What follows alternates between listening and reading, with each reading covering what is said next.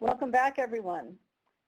Our next session will be a presentation from Alberto Cairo of the University of Miami, and it's called Visualization for Exploration and Communication, a Truthful Art. As you might expect, this session is very heavy with graphic information. So, Alberto, I want to be sure and ask you to describe the important elements of the things that you'll be sharing for anyone who may not be able to view the images directly. And if you're ready to begin, we'll go ahead and get started because I know you have a lot of very helpful information to share. Thank you. Thank you. Thank you so much. Well, first of all, let me thank everyone for being here today. As it has just been said, I am going to talk about how to use visualization for effective communication. And visualization basically means statistical charts, data maps, illustrations, infographics, etc., to communicate complex messages, usually to the general public. This is what this session is going to be about. It's going to be just like an overview of certain very important principles of effective communication using graphics. So a little bit about myself. I am a professor here at the University of Miami, but prior to that, I worked in the news industry for many, many years as a visual journalist, creating interactive graphics and charts and maps and infographics for newspapers in Spain. I am originally from Spain, and also in Brazil, and then here in the United States, collaborating with several news publications. And after that, I became an instructor at a couple of universities. First of all, at the University of North Carolina, Chapel Hill, and now at the University of Miami here in South Florida. So before I continue with the content of the presentation, let me just announce that by the end of the presentation today, I am going to be sharing a link to a Dropbox folder in which I have put a lot of materials that you can use to continue learning about how to use visualization in your work. So this Dropbox folder that I will share will contain the slides that I am using right now, so you will be able to take a look at them and click on the links that I will be showing. But I have also put in there several articles and blog posts and extra resources that you can use as an extension of the presentation today. Because obviously, I mean, I teach a couple of courses about visualization at the University of Miami. I usually say that it takes at least 1 year or so to learn how to do good graphics to communicate with the public. So I will be sharing these things at the end of the presentation. It's tons of extra readings, I promise. Anyway, so the first question that I would like to ask and actually answer it is why we visualize things. Why is it so useful to transform information into visual shapes or into visual objects that people can use, that readers can use to extract meaning? So in the two books that I have written so far about visualization, The Functional Art in 2012 and The Truthful Art in 2016, I define visualization in very broad terms. For me, a visualization is any kind of graphical representation, and here comes the critical part, that is designed to enable exploration, analysis, and then communication of the results of those analyses. Obviously, based on the title of this presentation, you probably notice that I'm going to focus more on the communication side, but visualization has traditionally been used also for exploration of data. There's a big number of researchers and writers and authors that have written quite a lot about how to use visualization for data exploration. This is just what you have on the screen right now is the front covers of several books that deal with how to use statistical charts and data maps, both print and interactive, to extract meaning from your own data. So these are all books written for researchers and for scientists, etc., to teach them how to create visualization effectively, to explore data, to extract meaning from the data. But what I do in my own work is to take the teachings from books like this one and from other people, and then try to apply many of these same principles to communicating with the general public, not necessarily with scientists or statisticians or business analytics people, but also use the statistical graphics and data maps and diagrams, etc., to communicate complex messages to the general public. To continue with book recommendations, perhaps some of you will be interested in learning how to do data visualization for business analytics. There are several books out there that are actually quite interesting in that world. For instance, Information Dashboard Design by Stephen Few is the great classic of business analytics communication through dashboards. And then next year, there's going to be a new book coming out, the big book of dashboards, visualizing your data using real-world business scenarios, which is quite excellent. The authors are friends of mine, and I'm reading the book while they are writing it. It's quite interesting. Anyway, so I don't do really business communication. I am certainly not a scientist, but I help scientists and I help business analytics people visualize information better, not to communicate necessarily with their peers, but to communicate the results with the general public. That is going to be the main topic in the conversation today, both in the lecture and then in the conversation that we will have afterwards. So how to use all these principles to communicate complex information with the general public. And I will be focusing mostly on data visualization. Within the big world, the broad world of visualization in general, a branch of visualization is data visualization. Data visualization basically consists of mapping data onto spatial properties of objects. Okay, so you begin, for example, with a series of numbers or a series of percentages, 15, 20, 25, 30, 40, whatever. And then instead of showing those numbers, those figures in tabular form, what you do is to map them onto spatial properties, such as, for instance, on top of the screen right now, you have a couple of bar charts. You could map the data as lengths or as heights of those objects, but you could also map the data as position, the position of several objects along a common scale. You could map those numbers as proportional areas, objects that are sized proportionally to those numbers, or you could map the data onto angle, so the angle of an object is proportional to the number that angle is representing. Or you can represent also data using shades of color. The darker the color, that's what you see on the bottom of the screen, the darker the color, the higher the value, for example, right? So this is all data visualization, mapping spatial properties, mapping data onto spatial properties. The question is usually which one of these graphic forms, which one of these methods of encoding the data is more appropriate or less appropriate. And that is a question that I will try to answer down the road today, how to choose geographic forms effectively. So when to use a bar chart, when to use a data map, when to use these different kinds of methods for data visualization. Now, one of the examples that I use in my own classes to explain how important and how powerful data visualization can be comes from a book that has nothing to do with data visualization. It comes from a book titled Misbehaving, The Making of Behavioral Economics, which is a book that was written by an economist called Richard Thaler. Now, Richard Thaler is a professor, so he obviously gives his students exams every semester, and he grades his students.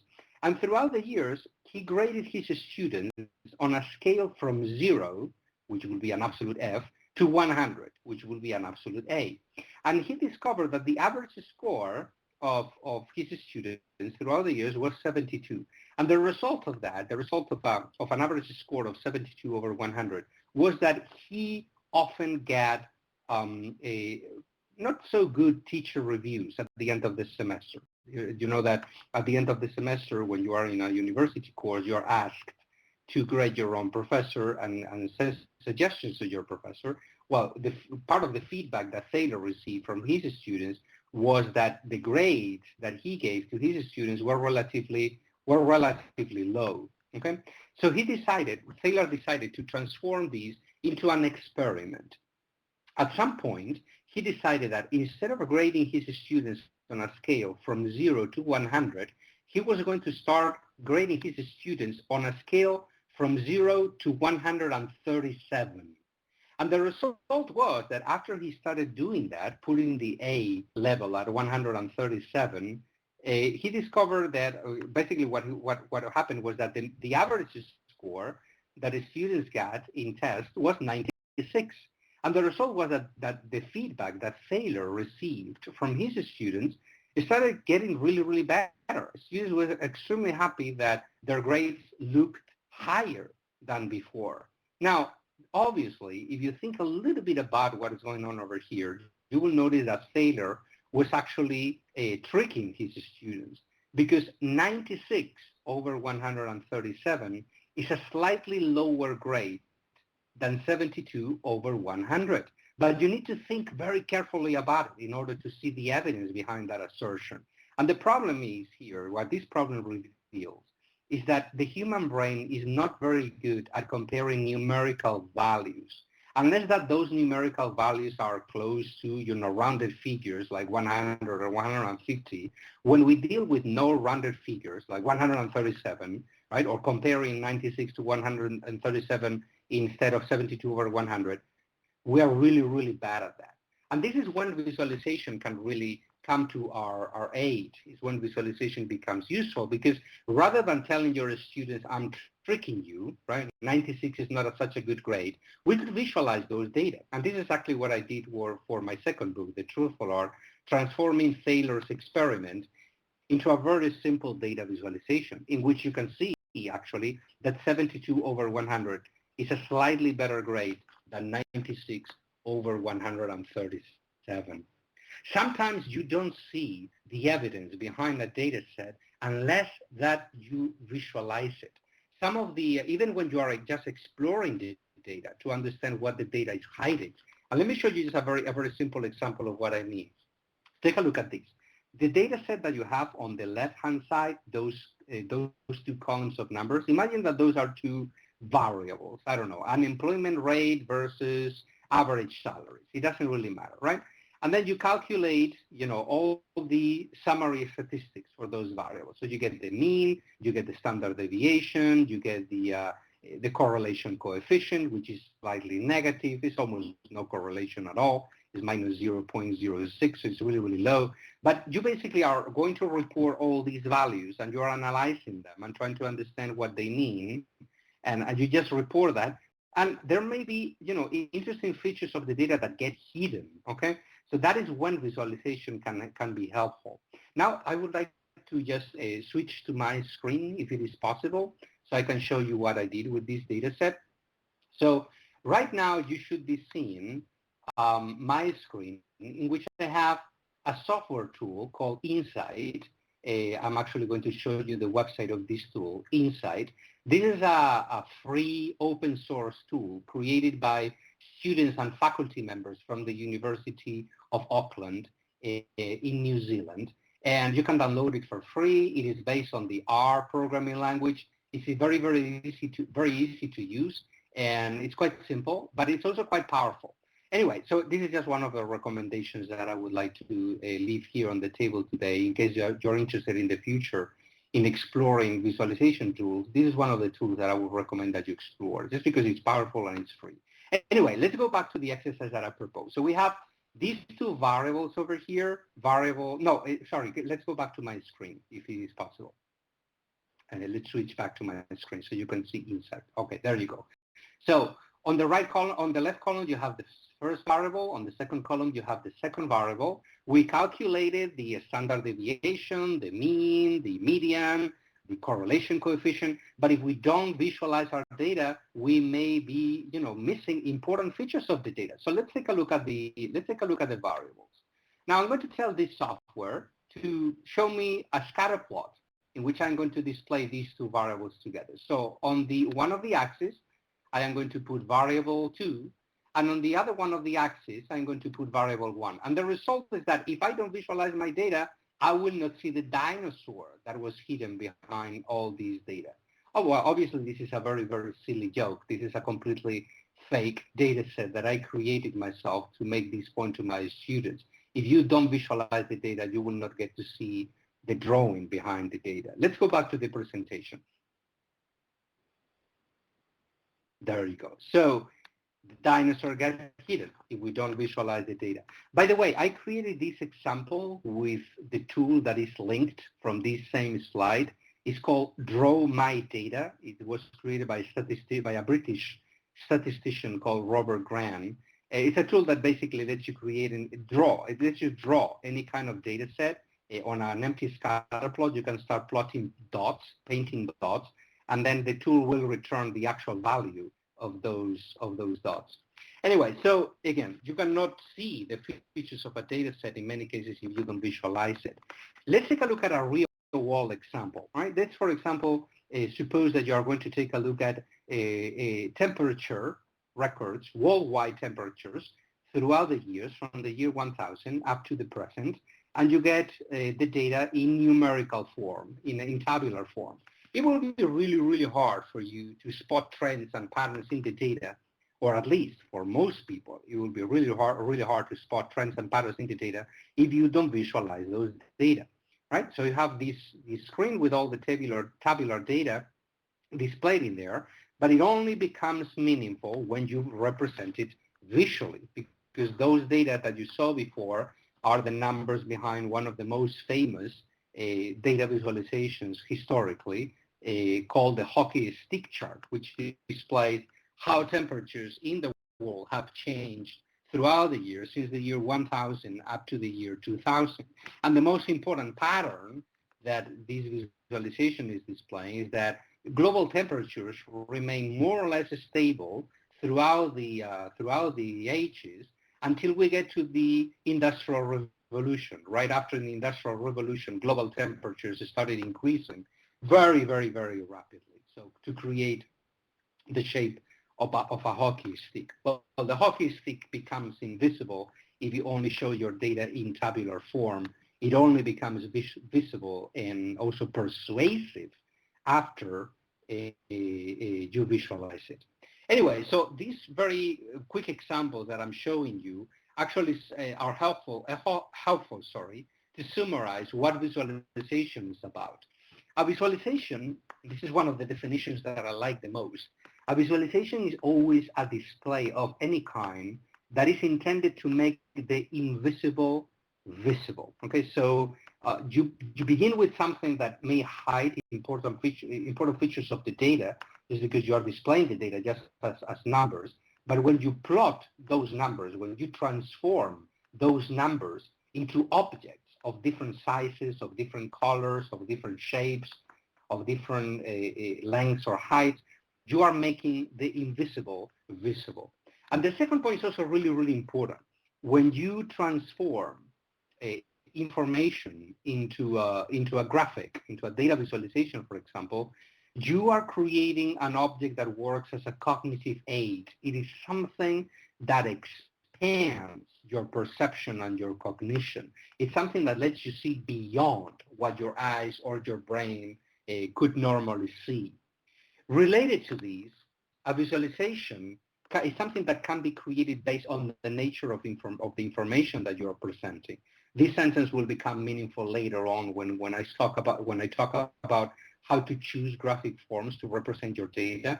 The nature of the information that you display can guide you in the process of choosing the most appropriate ways of displaying that same information, right? Deciding between, for example, a bar graph or a time series line chart or a data map, etc. Deciding between those objects, between those two different ways of displaying the data can be based on analyzing what the information is about. And also very important to remember, visualization is not a means of to simplifying the data. Right? And I say this because I come, as I mentioned before, I come from the world of journalism. And in the world of journalism and in the world of graphic design, people tend to equate data visualization and infographics with simplification. And I believe that that is very dangerous because it is really easy to cross from mere simplification to oversimplification. Well, visualization is not a means to simplify data. Visualization is a means to clarify data, which is different. Clarification sometimes involves reducing the amount of information that you show people, but in some cases, it requires increasing the amount of information that you show people in order to clarify the story. Okay, the amount of information should be enough for people to figure out what's going on in the display that you are doing. Those are the principles that lie behind the content of the presentation today, and also behind all the extra readings that I promised that I would share with you at the end of the presentation today. Visualization is also becoming mainstream. It's becoming mainstream in science, becoming mainstream in statistics, becoming mainstream in journalism, in graphic design, etc., etc. And there are several reasons for that. The first reason is that the tools that we use to create data visualization are easier to use than ever, and in some cases, cheaper than ever. In many cases, they are completely free. And many of the tools that I use today, well, I would say all the tools that I use today, with one exception, are free, and in some cases, they are open source. On screen right now, you have 4 of the tools that I use constantly in my own work. R, which is a programming language. Insight, which is the tool that I showed you before, which is based on the R programming language. QGIS, or Quantum GIS, is a tool for mapping, for data mapping, and it's also open source. The only non-free tool that I use in my own work is Adobe Illustrator, which is a tool for graphic design that is mainstream. Everybody uses it in the graphic design industry, but all the other tools that I use are completely free in the present. That was not the case when I began my career. When I began my career, visualization tools were expensive. In some cases, they were hard to use, etc. Now, just as an aside, if you are interested in learning about the tools that I use to visualize data, in this slide I have put, and remember, I'm going to share all these slides at the end of the presentation today. On this slide, I have put a link to my website, a part of my website in which I describe all these tools, and I even provide several tutorials, free video tutorials, to learn to use all these tools. I have recorded videos throughout the years that I give to my students every semester, and I made all these videos available through my website, thefunctionalart.com. It has a tutorials resources section on the upper right corner of the screen. Visualization is also becoming mainstream thanks to the work of people who have become very successful precisely because they are very talented visualization designers and also very talented designers. For instance, Hans Rosling. Hans Rosling is a professor of global health in Sweden who became very famous in the year 2006 after he made a presentation at the TED conferences in which he used a tool that he devised called Gapminder. And the great thing about him, I would encourage you to visit his website, gapminder.org, and go to the video section of the website and watch some of his presentations throughout the years. He's an extraordinarily good presenter, very engaging and very funny also. And he uses visualization all the time in his presentations. He shows graphics, he describes those graphics, he somehow integrates himself with the visualizations that he presents, which deal with things such as, for example, inequality or fertility rates or mortality rates or life expectancy, etc. And he presents all those data in a very engaging manner. Okay, so, and his work, in my opinion, has been very influential in making data visualization a mainstream language that is being adopted by people from many different areas. But also the work from media publications, newspapers, and magazines. Just think about what's going on right now with the current presidential election here in the United States. If you are like me, if you like reading about politics, probably one of the things that you do every morning is to visit websites, for example, like 538.com or the New York Times to see what the polls are saying about the elections. And probably you're seeing that all those polls are represented graphically. The New York Times produces excellent data visualization, but there are other many media publications that also produce very good visualization work. For example, Propublica, which is, this is what you're seeing on the screen right now, one of the beautiful data visualizations that Propublica has created in the past few years. Propublica is an organization that does investigative reporting for the public good. They are a nonprofit. It's like 60 or 70 reporters working in a newsroom in New York, and they produce excellent data visualization. Or more locally, more closer to where I live, the Tampa Bay Times, which is a newspaper based on St. Petersburg, and they recently won a Pulitzer Award thanks to a data visualization that they created about failing school districts in the area of Tampa Bay. And I provided a link to this beautiful story in this slide. I would encourage you to visit all these projects that I'm showing today. And then, outside the world of news publications, also nonprofit organizations and think tanks, for example, the Pew Research Center, are using data visualization and infographics on a regular basis to inform the public about important issues. The Pew Research Center is actually one of my favorites among the think tanks because they produce excellent visualization work on a regular basis. So many people are embracing this language, and it's something that gets me really, really excited. And I hope that by the end of the presentation today, you will be encouraged also to start, playing around and trying to create beautiful graphics to inform the public. In order to do that, though, you will need to adopt certain core principles. You will need to apply these core principles. So I'm going to start describing what the core principles of visualization are. I'm going to give you just a summary of what those principles are. First of all, a good visualization needs to be based on good data.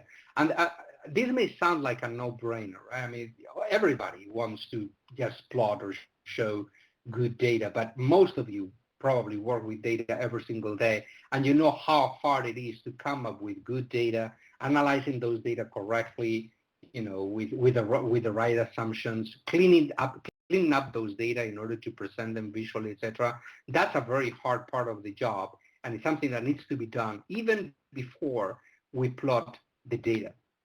The second principle is that a visualization that is intended to be shown to the general public needs to be attractive. It needs to be beautiful. It's very, very important to think about, things such as, for example, typography and color and composition. Graphic design or visual design in general should not be an afterthought.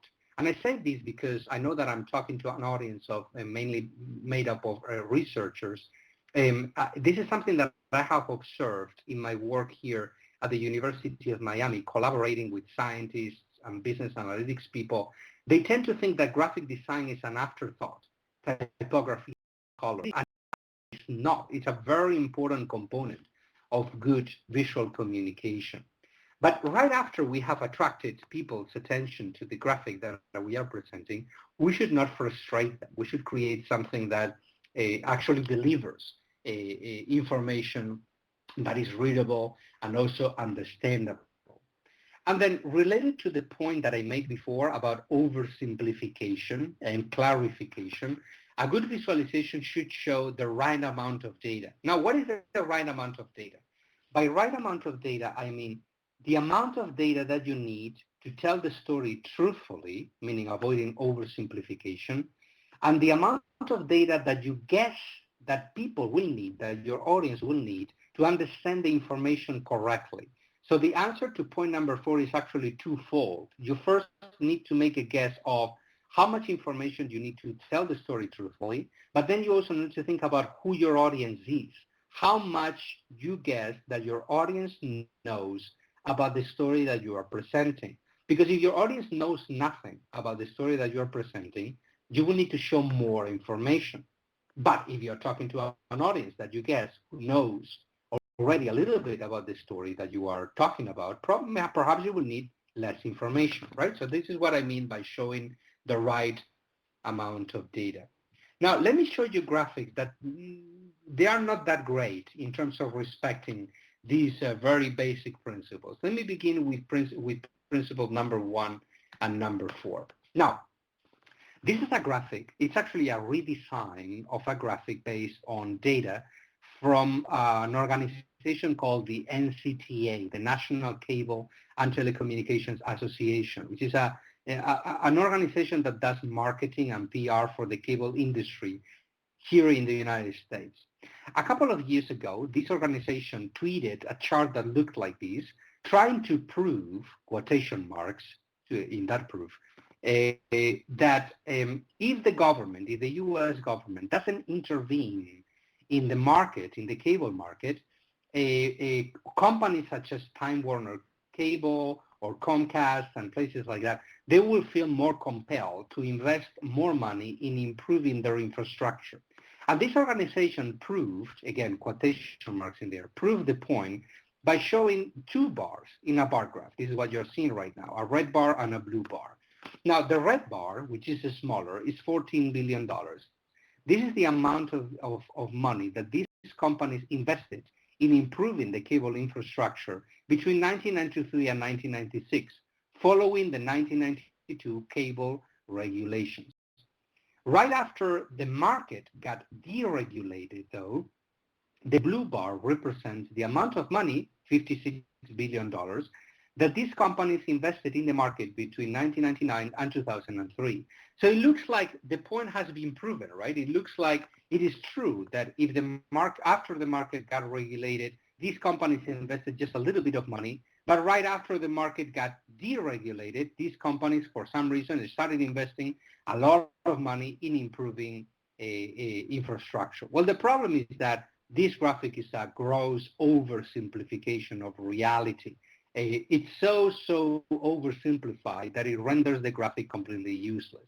I usually tell my students, first of all, that if a source hides important data, it's probably because they have something to hide. And there is a lot of things here that are hidden. For example, if you take a look at the baseline of the chart, the x-axis of the chart, you will notice that there are years that are missing, right? What happened between 1996 and 1999, for example? Okay, those years are missing over here. And also, the other problem is that the data is over-aggregated. Why don't they show the year-by-year variation, for instance? Why do they aggregate all the investments between 1993 and 1996 into a single figure, rather than showing the year-by-year investment? Anyway, there's a longer story here that I tell about this graphic that I tell in my second book, The Truthful Art. But the thing is that I saw this thing on Twitter. And when I saw this graphic on Twitter, not this graphic, remember that this is the redesign that I made based on this graphic. When I saw it on Twitter, the original graphic, I actually tweeted to the NCTA asking them for the year-by-year variation. And at the end, they sent a link to a blog post in which you could see the year-by-year variation of the data. And what that other chart showed is that it's actually not true that after the market, the cable market in the US got regulated, investments in infrastructure went down. Actually, they started going up. You can see that in the line chart on the right-hand side. After the market got regulated in 1992, investments started picking up. It is true, though, that after the market got deregulated, right, in 1996, investment in infrastructure went up very, very sharply. But again, we could ask ourselves, is this graphic showing the right amount of data that it needs to show in order to make the information understandable? Because there is a very important piece of the story that is missing, right? If you think about it, what is the most critical factor that may lead a company to invest money to improve the infrastructure, to improve their product? Market demand, right? Market demand is out of the picture in this graphic. If they should have included, for example, the number of users, because that sharp increase that we see between 1996 and 2002 or something like that happened during the internet boom years. So it may happen that this sharp increase is due just to the fact that more and more Americans wanted to have good internet access at home. Therefore, they were demanding this from these companies, and these companies were just reacting to the market. So a better metric to show in a graphic like this would be, for example, investment per user rather than just a gross investment, right? Now, there are many other factors that we need to think about when we display data graphically. One of the things that we need to try to do, for instance, is to present information truthfully and also clearly. There is trying to avoid opportunities for misunderstanding. One of the kinds of graphics that are usually most misunderstood and also badly done is the dual scale chart, which is a very, very common in the world of business. The graphic that you have on the screen right now is based on a work of a client of mine. It's not a real graphic. It's a graphic that I made up to make this point. But let's suppose, for instance, that you try to show the variation of prices of two different products, right? Product one and product two. And as you can see, the price of each one of these products is measured in two different scales. On the left-hand side, you have a measure on the y-axis, and then on the right-hand side, you have the axis that corresponds to product number two.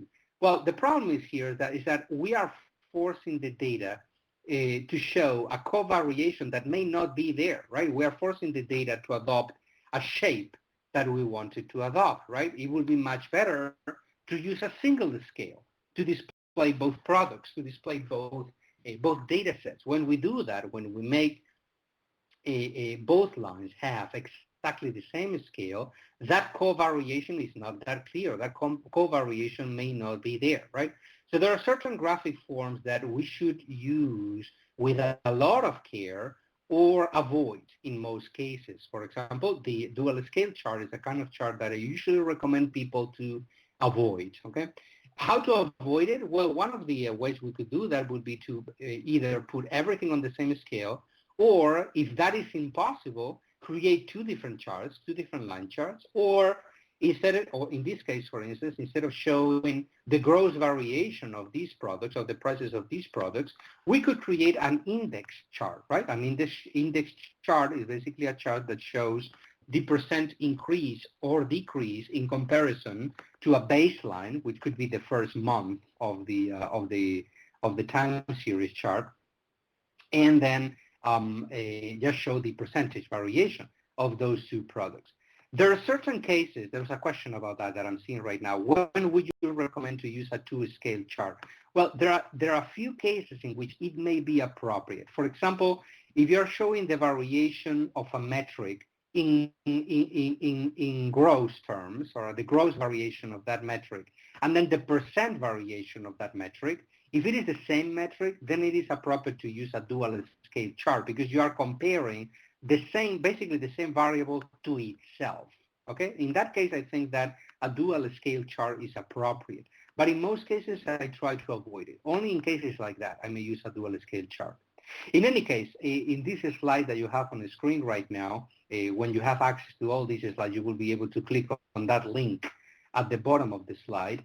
That will take you to an article written by Stephen Few, who talks about dual scale charts and when it is appropriate to use them and when it is not appropriate to use them, and what the alternatives to the dual scale chart is.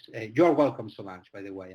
This was a question from Solange Couto, and I hope that I pronounced your name correctly.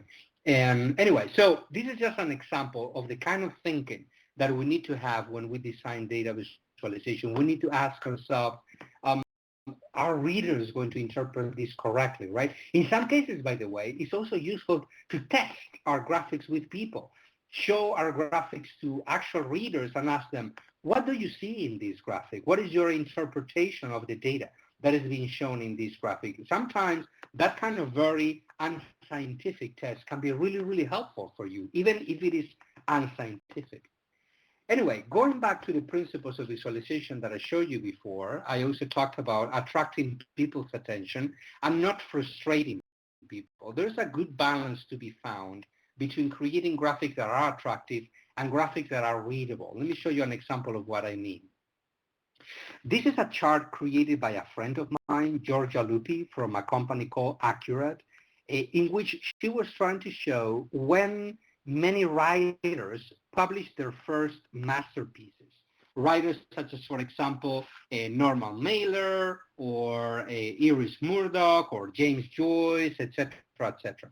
And Georgia displayed the lifespans of each one of these writers in a circle. And then the vertex of each one of these triangles that you see on the screen marks the times when each one of these writers published their masterpieces. Well, the graphic is certainly extremely beautiful. It's really beautiful, really eye-catching, very elegantly designed in terms of fonts and colors, and it's lots of white space, which makes the graphic a pleasure to read. But I also, one of the things that I did when I saw the graphic for the first time was to think about alternatives to display the data a little bit better. And the thing is that I thought first is that it's really difficult to compare one writer to another writer, right? For example, let's try to compare. You don't see the graphic probably with a lot of clarity, but when you have access to the slides, you will be able to do this at home. Try to compare Norman Mailer to James Joyce to Iris Murdoch. It's really, really hard to compare when each one of these writers, for instance, published their first masterpiece.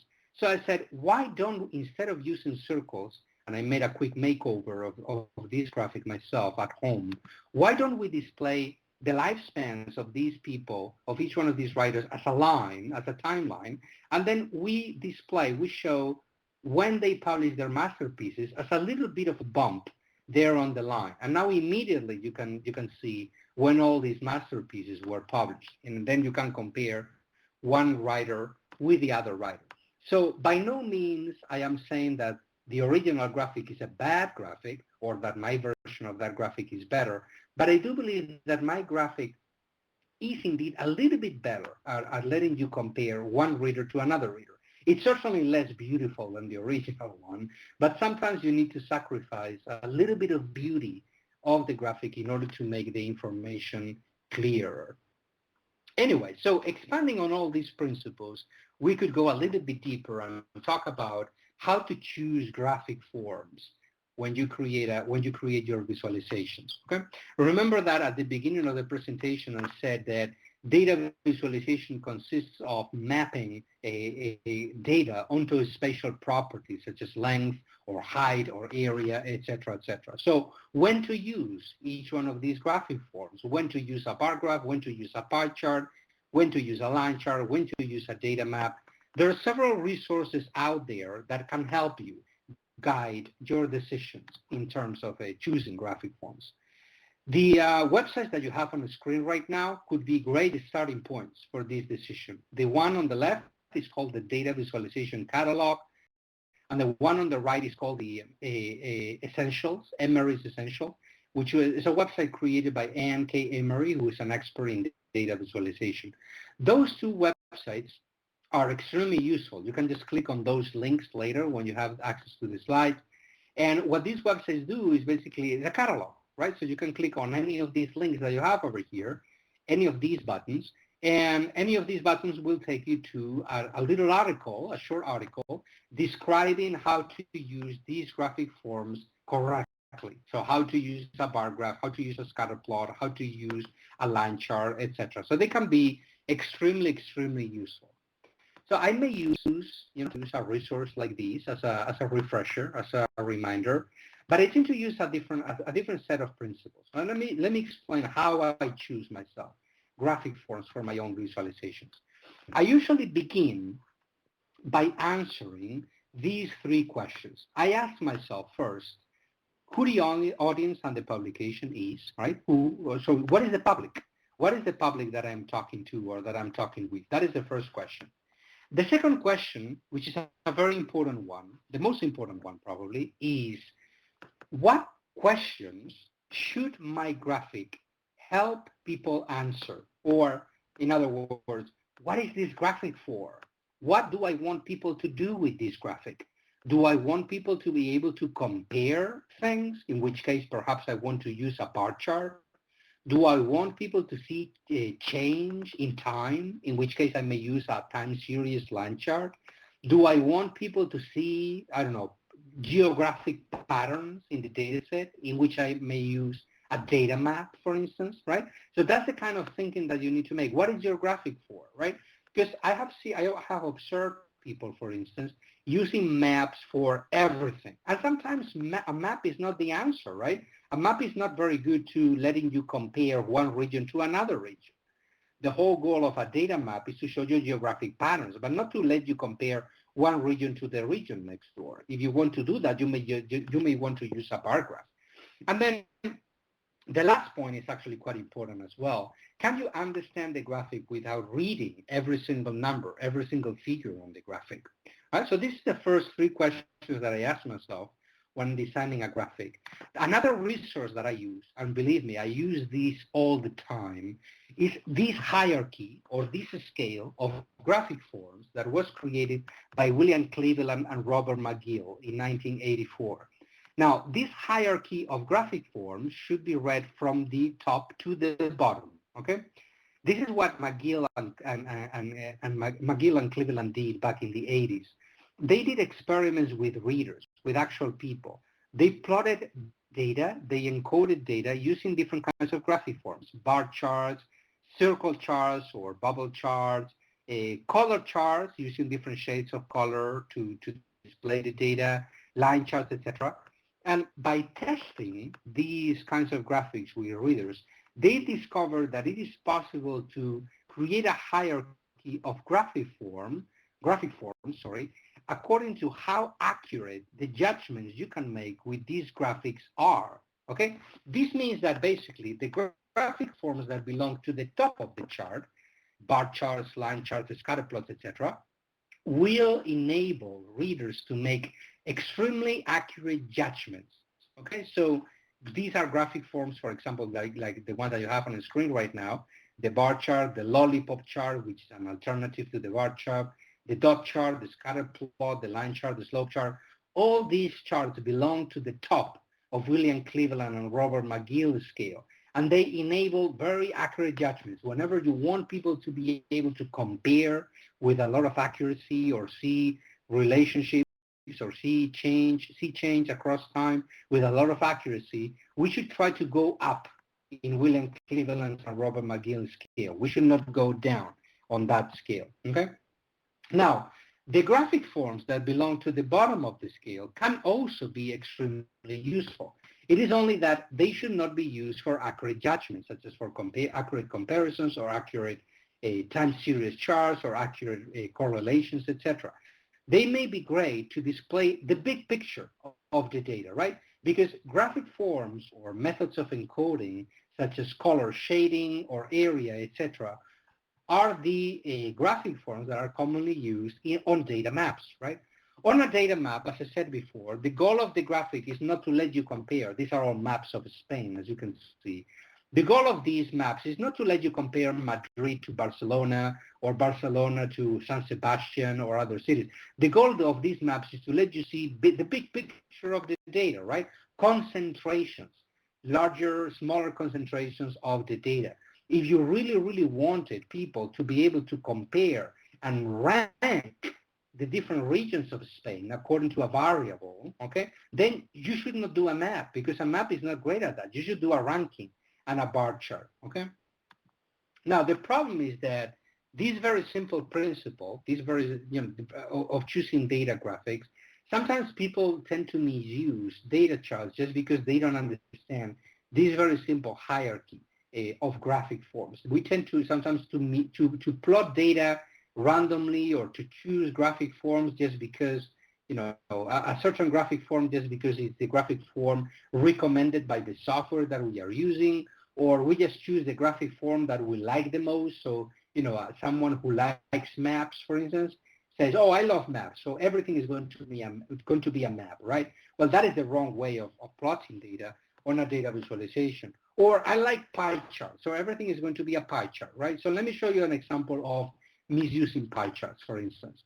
Let's suppose, for instance, I create a graphic in which, based on a survey, this is completely fake data, but let's suppose that you do a survey among University of Miami students, asking students what is their preferred music style, okay? And you tell the students, well, what's your preferred music style? Do you like, rock, or you like samba, or you like reggae, or country, or classic, etc.? And you ask the students to choose just one of these musical genre, right? And the results in the survey that you conducted in 1994 is that 35% of students like rock, 25% of students like samba, 20% of students like hip hop, or better said, chose hip hop as their preferred music style, right, above any other music style.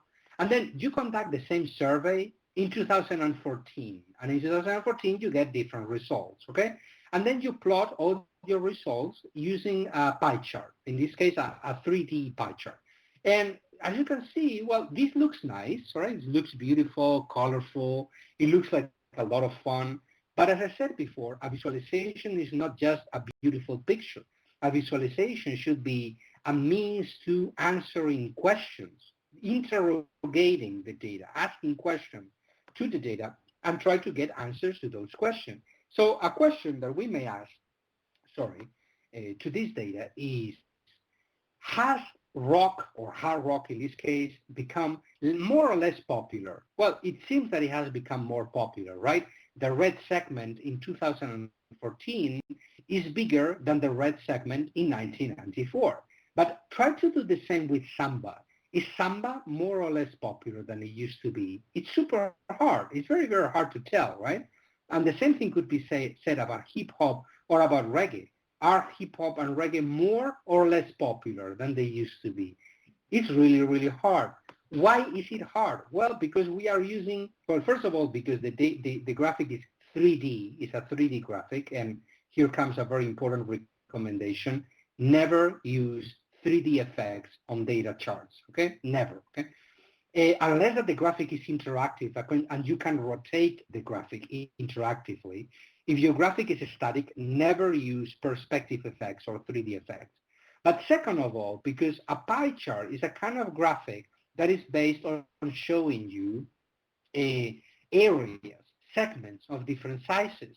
And that is a kind of graphic form. If you remember William Cleveland's Robert McGill scale before, area and angle are methods of encoding that are relatively low in William Cleveland's and Robert McGill scale. Therefore, they are not that great at letting you compare accurately one year to another year, right? It may be more, if you want people to actually let people compare one year to another year, you may want to use, for example, a line chart, right? This is in the jargon of visualization, this is called a slope chart. Slope chart is basically what it says. It's a line chart that has just 2 points in time, 1994 and 2014. As you can see, well, some music genre went up, some of them went up, some of them down, and some of them stayed the same, right? This is something that was hard to see in the previous graphic. So that's the first consideration that we need to make when we plot data visually, using tools like William Cleveland's and Robert McGill scale, but also choosing graphic forms also depends on the messages that you wish to convey, the insights that you want to get. Let me show you an example of what I mean. This is a graphic that was done by the Wall Street Journal a year ago or a year and a half ago, showing how effective vaccines are at fighting against diseases. This is called a heat map. The intensity of the color is proportional to the number of cases per 100,000 people of, in this case, polio, state by state. The vertical axis, the y-axis, is the states of the United States. The x-axis is the year, and each one of the little squares is the number of cases of polio. Let me go back here. The number of cases of polio per 100,000 people on that particular state on that particular year. And then the vertical line that you have over here shows when the vaccine was introduced. And you can see that the message is perfectly clear. Before the vaccine was introduced, there were tons of cases of polio in the United States. Right after the vaccine got introduced, there were much fewer cases of polio in the United States. So the heat map is actually quite effective at showing this reality, this data. Now, the thing is that all graphics, all visualizations always have some room for improvement. This particular visualization was criticized by a data scientist called Randy Olson, saying that the color palette could use a lot of improvement. And the point that Randy made was that this particular color palette doesn't work really well if you are colorblind. You know that a certain percentage of the population in the United States is colorblind, and a good portion of those colorblind people are red-green colorblind. Well, the thing is that using a red-green color scheme can be tricky, because if you take a look at this graphic, as a colorblind person, a red-green colorblind person would see it, it would look like that. That is how a red-green colorblind people will see that graphic, right? So actually in this slide I linked to Randy's critique of the original graphic. If you're interested in reading it, it's a very interesting article. And I also linked to a colorblind simulator. Okay, this is a very important tool whenever you design graphics in which you're going to use a slightly tricky color palette. It may be useful to run your graphic through a colorblind simulator in order to see if your graphic is readable by colorblind people or not. I did that myself, by the way, with one of my graphics, and I discovered to my horror that a map that I created years ago was a complete disaster for colorblind people. Anyway, another point that Randy made on his critique was that instead of using a rainbow color palette as the original graphic made, it would be better to use a continuous color scheme, right?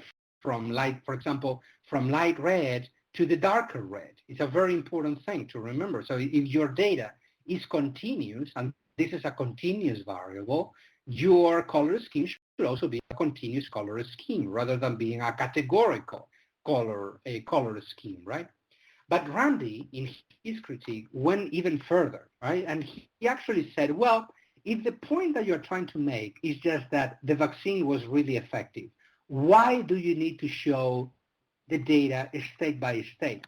Why don't you just show me, the rate, the national rate in the United States, right? The national rate, number of cases per 100,000 people nationally in a time series chart. And that's enough, right? And he actually created that time series chart himself, showing when the vaccine was introduced. And you can see that number of cases went up, and then the vaccine gets introduced, and they start going down, okay? Around the time when the vaccine, actually a little bit before that, but when the vaccine got introduced, they started going down very, very sharply.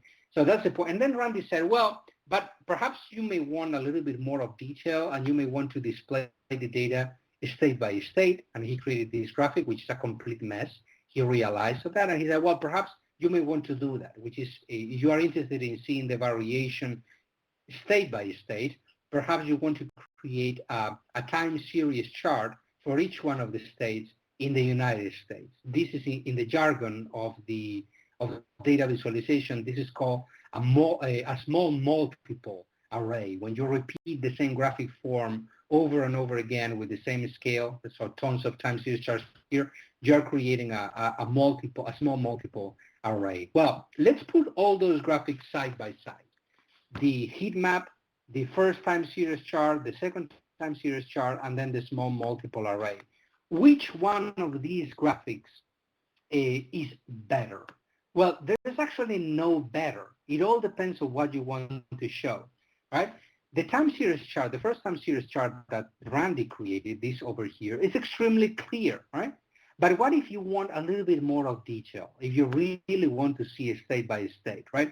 This graphic will not be enough. You will need to create the state by state time series chart, right? But in my opinion, there's something else that we could consider, which is that even if you're interested in showing just the national level, I think that there is a point to be made about the original heat map. Because the original heat map, it may not be as clear and as straightforward as a time series chart, but it has a lot of visual impact. All right, it's really, really attractive, and it has a lot of impact. It's much more impressive than the time series chart. And if you want to bring attention to your data, impact is another thing that we need to consider. But if this were an interactive graphic, for example, we could let readers choose between these different graphic forms. We could have, for example, different tabs in the navigation in the interface, asking people, see these data in different ways. See it as a heat map, see it as a time series chart, see it as a tons of time series charts or line graphs, etc. So my point is that there is never a perfect visualization. It's always better or worse, or more appropriate or less appropriate, depending on the message that you want to convey, and depending also on the goals that you have when you are designing your graphic. This leads me actually to my next point in the presentation today, the third point in the presentation today, which is how important it is to consider visual design when you do a data visualization, how important it is to care about typography and color and composition. As you remember at the beginning of the presentation, I said that I was going to share a lot of resources with you at the end of the class today. One of the folders inside that Dropbox folder that I will send you later is a series, contains a series of graphics style guides from several newspapers here in the United States. The reason why I am going to share these documents with you is that they can help you choose your colors for your graphics, and also typographies for your graphics a little bit better. It's actually a resource that I share with my students every semester. Many of the students that come to my classes have no background whatsoever in graphic design or in journalism. They don't have any experience with typography or color, etc.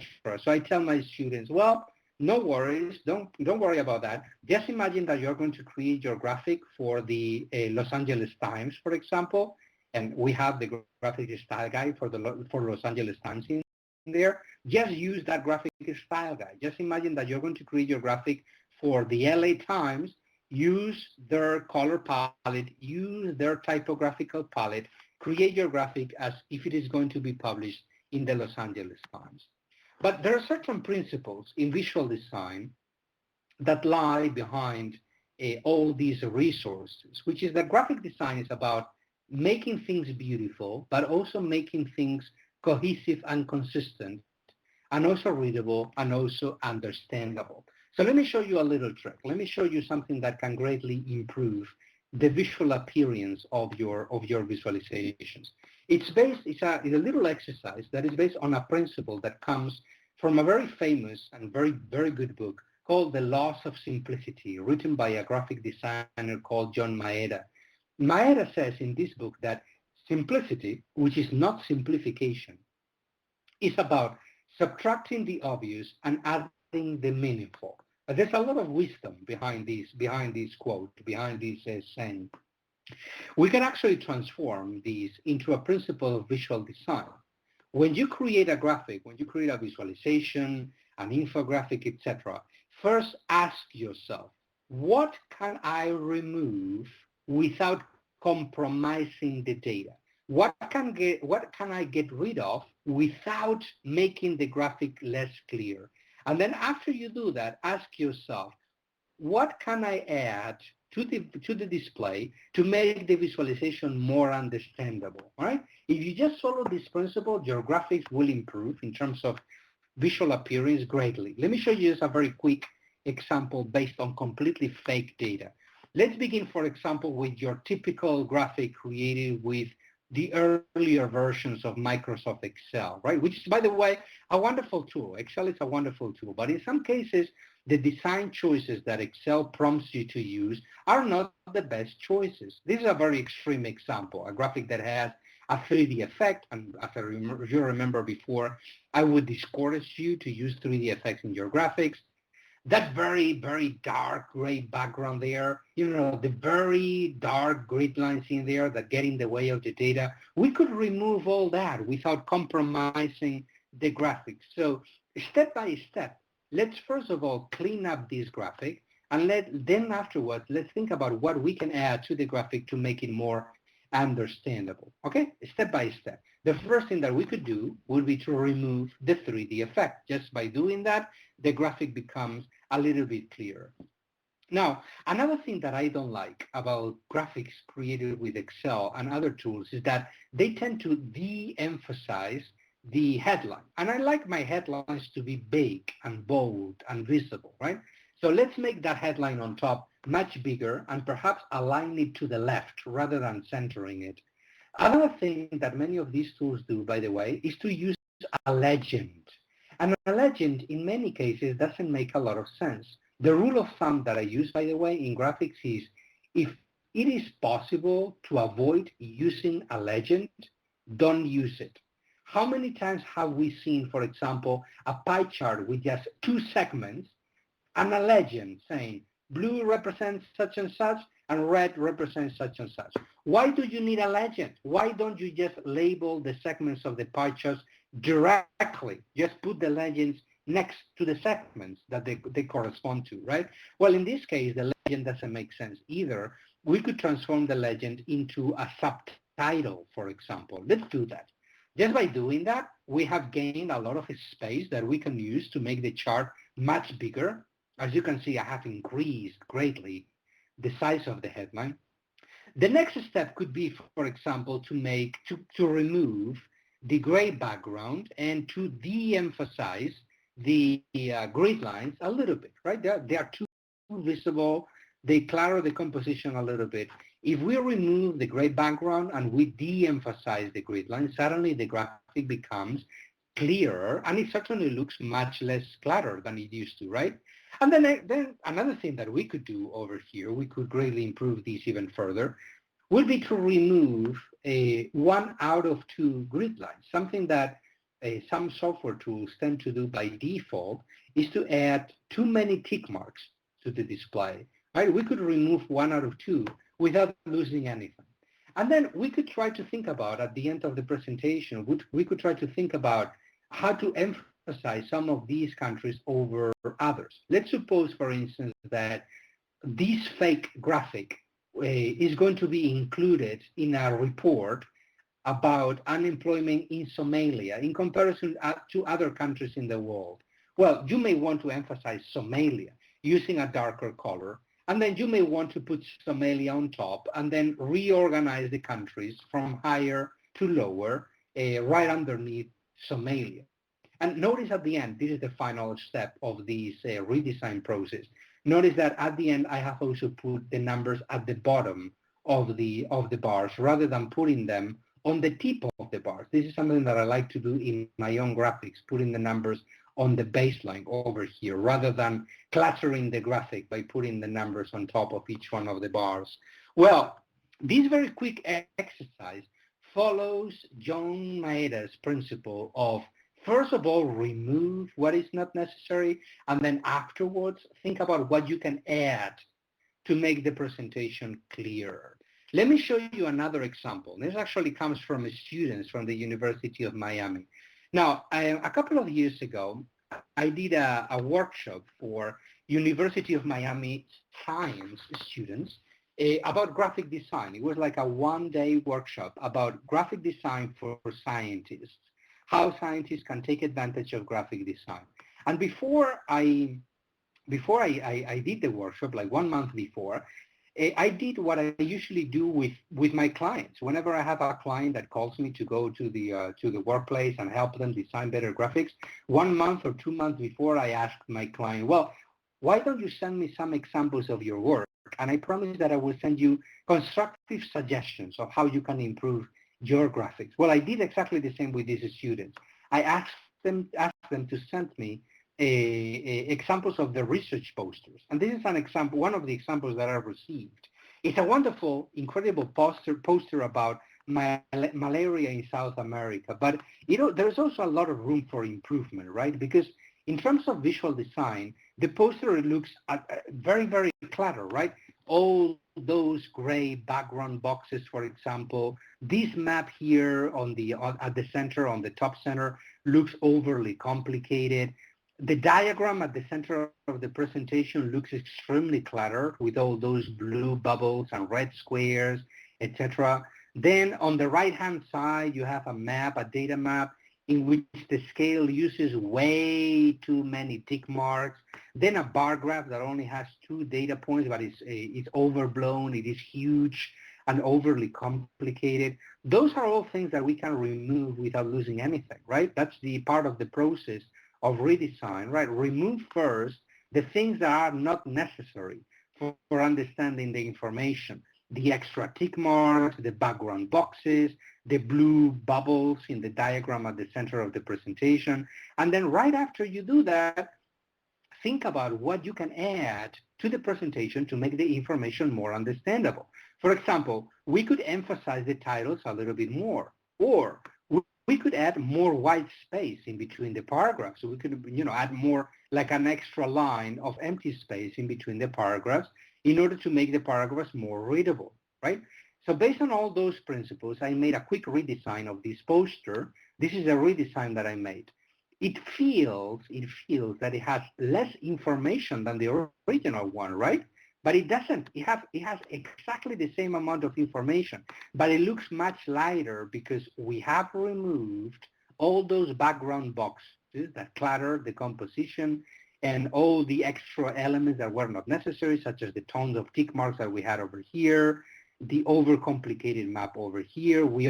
I also simplified the diagram in the middle of the display, and then more importantly, I added a lot of white space in between the sections, and then I use color wisely to highlight or to emphasize certain elements, such as, for example, important data points or relevant subtitles in the display. All right. As you can see, graphic design is not that complicated to understand. And a very simple principle such as, first of all, reduce the things that are not necessary, and then add the things that may be necessary can take you a very long way. But there is something else, consistency. It is very, very important. This is the golden rule of typography and coloring graphic design. Elements that are the same must look alike. And this is what I mean. Take a look at this. This is an infographic that I made a while ago for a Brazilian publication called Época about telescopes in Latin America. Notice that I am not using a lot of color. I am just using 3 colors at the most: gray, red, and yellow. Okay, and then right after I do that, I also try to apply this principle. Things that are the same must look alike. So if I am going to have a section that explains step by step how the telescope works, all those illustrations will look the same. If I am going to have several titles in the presentation, all those titles have exactly the same style, the same color, the same font size, etc., etc., etc. So that's the key to achieving consistency in a presentation. Another thing that we need to consider, by the way, when we design graphics, for some reason the graphic here doesn't show, but is to consider the importance of text, all right? Writing good copy, writing a good text for our presentations, and try to think about how text and visuals should integrate with each other. The examples that I would like to propose for you to understand this principle better, and there's a couple of articles that deal with this in the extra resources that I will share at the end of the presentation, is to think about the interplay within text and visuals. Text is a very important element in your presentations. When you are going to write text, headlines, for example, titles for your graphics, don't just write descriptive titles. Don't just say, for example, oh, this is the variation of population of Brazil. Tell me something about the data in the title, right? That's a very important thing. And then use also the text in a way that can help people understand the graphic in a step-by-step fashion, if it is possible, like if it were a story, okay? So if they read the titles of the graphic, for example, they could understand, they can take the gist of the story. Going back to the example that I was showing before, this is a graphic that is about population patterns in Brazil. The first portion of the graphic that has the map on it basically tells readers that the population of Brazil grew between 2000 and 2010, And then at the bottom, you have a very, very big time series chart that basically shows that the fertility rate of Brazil has dropped significantly in the past 50 years. So you have two steps. The population of Brazil grew, but fertility rates are below expected. That will have consequences. That low fertility rate will have a consequence. The first one is that in the future, it is predicted that the population of Brazil will become stagnant. And also, the population of Brazil will become older. That's another consequence. And then the last portion of the infographic tells readers how Brazil can face this situation, this challenge, right? So if you think about it, we could sequence that, right? We could envision the story behind this graphic as if it were a sequence of elements. Brazil's population grew, but fertility rates are below expected. That will have consequences. This is how we can deal or prepare ourselves for those consequences. This is what I call sequencing in infographics. And then I call layering the process of providing the data, providing the evidence behind each one of these elements in the display, providing the depth of the graphic, right? Now, some of the examples that I have been showing you today and that you will have access to at the end of the presentation do this really, really well. For instance, this is a project by Propublica about how rising sea levels are threatening the coast of Louisiana. And I will encourage you to visit this project because it really, really shows how powerful it is to combine text and visuals in the same presentations, and how to integrate different kinds of storytelling elements in your display effectively. So how to integrate or combine video with text, with audio, with graphics, etc., etc., etc. So don't think, just because we call it visualization, don't think that visualization is just about creating visuals or using graphic design. Text is also critical to creating good visualizations. And with that, I think that I'm going to leave it here. I was thinking about giving you an exercise today, but I don't think that we could really do that in an online environment. I think that what we could do right here is to open the session to questions, or I'm actually going to do that going to do something before we proceed to that, which is to share the Dropbox folder with all of you, so you will have access to it. And in the meantime, if you have any question, feel free to write it down on the chat window, and then I will be very, very happy to answer it. Thank you, Alberto. That was great. That was super interesting. I can't believe how much time has passed since you started talking. We do have a question that came up earlier, and that was from Helen, and she asked, when you were talking about the scale chart, sometimes I use two scale charts when comparing frequency and percents of the same data, with the percents as lines and the frequency as bars. That is, I use a secondary axis when I want to report both frequency and percent data of a given indicator. Please let me know. I think that is, yeah. That is perfectly acceptable. I think that is one of the cases. That is one of the cases that I think that when I believe that it is appropriate to use a dual scale chart, because basically you're comparing the indicator to itself, right? The total variations versus the relative variation. I think that is completely appropriate. Yeah, very, very appropriate. Great, thank you.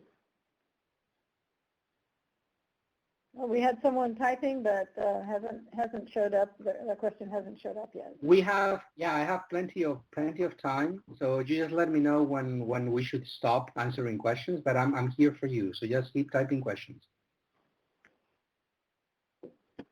Okay, we have one from Lena. She said, amazing presentation and so much to learn. How does Meyer's cognitive learning theory of multimedia probably relate to what you've said? We try to use some of these principles for developing teaching slides for students. Do you incorporate these principles when combining text and graphics? Let me see, perhaps I am familiar with Meyer's cognitive learning theory of multimedia. Perhaps I have heard about it. It sounds really, really familiar, but no, the answer is that I don't. But I will look into it. I think that I have heard about it, but no, I don't do that. I mean, I have certainly have read a books about presentation principles that inform, my thinking about combining text and visuals. And the whole reason why I presented that at the end of the presentation was that I believe that presenting the data in multiple ways, as text, as visuals, as video, etc., can really improve the learning experience. Okay, we have another question. In the text description, does it explain the descriptions that you are explaining in your presentation, which would be very helpful to have in writing? And I will, since you did not prepare that text description, we'll just say we've done the best we can with that, but there may be some areas that might need clarification, and I'm sure that if we get those questions to you, you'd be happy to help us clarify them. Yeah, of course, yes. Okay. And then a next question from Carol. Would love to hear your thoughts on making graphics interactive as a way to engage with the audience. Are there any favorite tools for interactive images? Oh yeah, many tools nowadays. Many tools nowadays to do that. So all right. So the standard today to create interactive visualizations is called D3JS. I'm going to type that in the chat window. D3JS is an interactive. Sorry, sorry. Let me rephrase that. It's a library of a programming language called JavaScript. Okay, so you need to learn JavaScript and then you can learn D3. That is becoming the standard in places like the New York Times and 538 and the Washington Post. Now, the challenge with D3 is that you need to learn how to code. If you don't know how to code, then you need to go and learn some out-of-the-box tools to create interactive graphics. And I'm going to type here several of my favorites. One is called Tableau. Another one is a Microsoft tool called Power BI. And another one is a mapping tool called Carto. All of these tools have free versions. So you will be able to use them, and all of them are great, and all of them let you create interactive visualizations. And for sure, interactive graphics can be really, really engaging if you produce them well. We have a question about color combinations. Margaret says, I'm so insecure about color combinations. What is a good place to start? Well, let me tell you, Margaret, everybody is insecure about color combinations. I have been working in visualization for 20 years now, and I still have doubts about my own color palettes. And I still make mistakes all the time. As I showed before, I created a map that is not good for colorblind people. A great place to start will be when I share the Dropbox folder with you, the graphic style guide that I mentioned before. All of them talk about a color palette. So I would begin by using that. A color wheel can also be helpful. Bruce is recommending a color wheel, but that is a little bit too vague. So I would recommend starting with the graphic style guide. And then there's another resource called Color Brewer. I believe that the website is colorbrewer.org. This is a website that lets you choose a color palette interactively, particularly for data maps, but it can be used also for other purposes.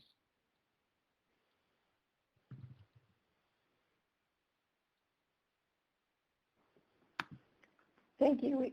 Thank you. We've got quite a few other questions rolling in, so we'll go ahead and see what else comes up. Yep. As you can see, everybody has really enjoyed the presentation. Mm-hmm. And I'm going to go back here and see. I had a question. Using photos, clip art to make a point. Yeah, I think that. So that's as I said before. Take a look at the project by Propublica that I show at the end. The one about Louisiana. The point that I make is that data visualization is great at showing you data, just the data, over a map or a statistical chart. But then if you want to create like an emotional connection with the readers, a data visualization, I don't think that is a very effective means of doing that. Photographs and video are much better than that. You should combine them basically in order to do that. Yes, Adobe Cooler is another. Celestia is mentioning Adobe Cooler. That's another tool that you can use for color palettes. Yep, absolutely. Okay. Information is Beautiful is a website and also a book written by David McCandless, who is a British designer. That's a very good good resource. Another website that I visit all the time for inspiration is called Visual Loop, visualloop.com. Here is the link. That's a catalog of data visualization. It's also very, very, very useful.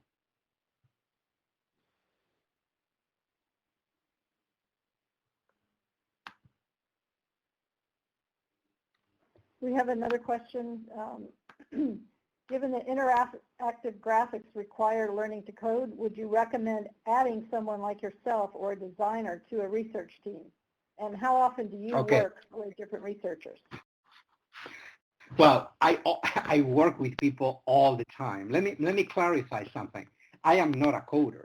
So, I mean, I know how to code a little bit in JavaScript, but if you ask me to make, for example, one of those beautiful interactive visualizations that the New York Times publishes on a regular basis, it would take me a year or more, okay? So I usually partner up with coders, with researchers all the time. I partner up with researchers, obviously, to understand the information, and I partner up with coders in order to create the final versions of the graphic.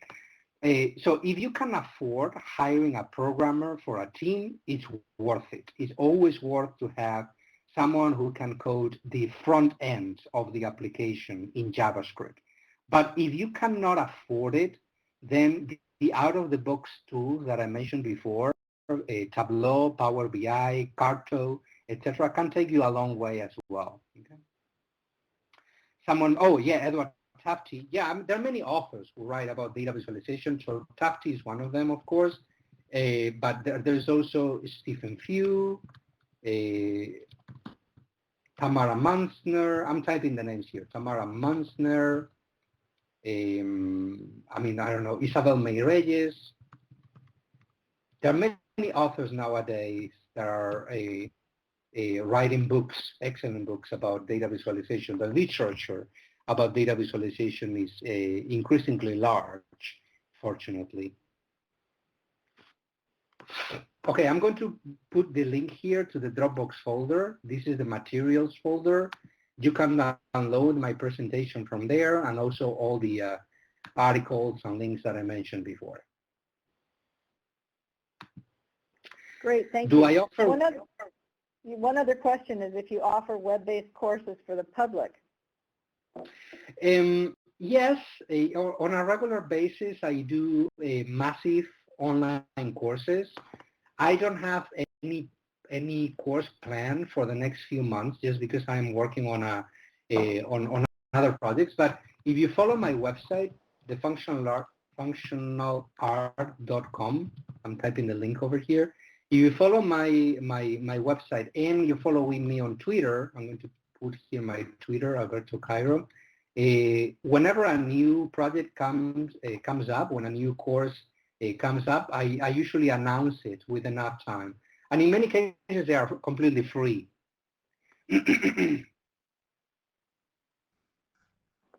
Oh, very good question. Yeah, map visual information and graphics into sound for blind people. I am not aware of any tool that does that, but that's a huge area. Okay, data sonification. It's a huge area to explore in the future. How to encode data in sounds. There's people who are doing that already through code, but I am not aware of any out-of-the-box tool that lets you do that, like letting you, import a certain data set and then get sounds that represent those data. If I had time, for instance, I would love to develop a tool like that because I think that there's a lot of opportunities in that area. Yeah, data sonification.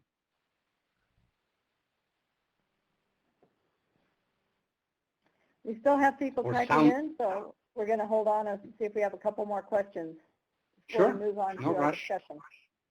Uh-huh. You're welcome, Well, Judy. We knew everybody would enjoy this, but it really was very fascinating. I really have to say thank you so much. Yeah, thank you.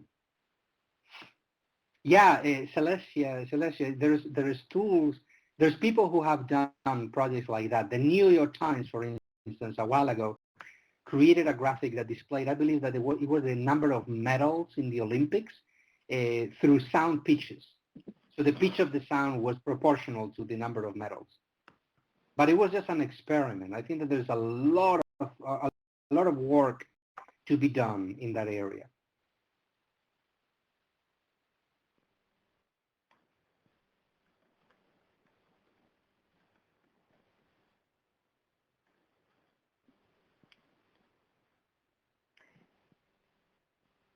We are getting close to time to start our discussion, so we'll see if we get anything else that we can carry on to the discussion section. If we run out of time, what people can do is to contact me through my website. Okay, that's great. So my email address is in my website. If you go to my website, there is a contact info section in there. You can contact me through that if you have more questions. And otherwise, again, this is the link to the Dropbox folder with the extra materials. Thank you so much. I don't want. I think you'll be getting a lot of people writing to you.